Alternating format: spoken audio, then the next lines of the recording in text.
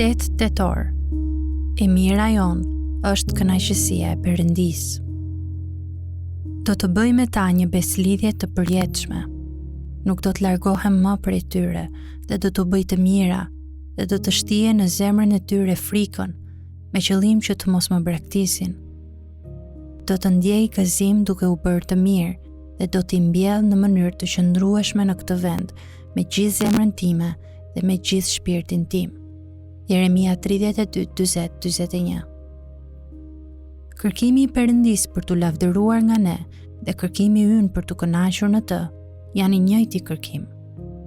Kërkimi i Perëndisë për t'u përlëvduar dhe kërkimi ynë për t'u kënaqur e arrin synimin e tyre në këtë përjetim të vetëm, në kënaqësinë tonë në Perëndin, gjë e cila vërshon në lavdërim.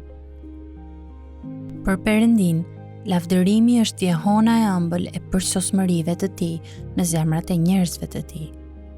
Për ne, lavdërimi është kulmi i kënaqësisë që vjen nga të jetuarit në bashkësi me Perëndin.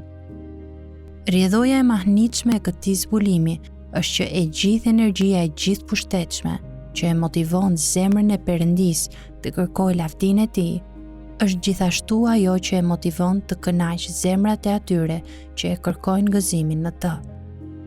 Lajmi i mirë i Biblës është se Perëndia nuk nguron as pak për t'i kënaqur zemrat e atyre që shpresojnë tek ai. Përkundrazi, çka mund të na bëjë të lumtur është ajo në të cilën Perëndia kënaqet me gjithë zemrën dhe me gjithë shpirtin e tij.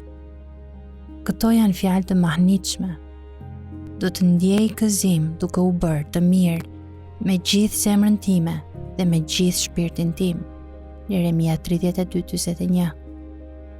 Me gjithë zemrën e tij dhe me gjithë shpirtin e tij, Perëndia bashkohet me ne në kërkimin tonë të gëzimit të përjetshëm, sepse shijimi i atij gëzimi del për lavdinë e vlerës së tij të pafundme.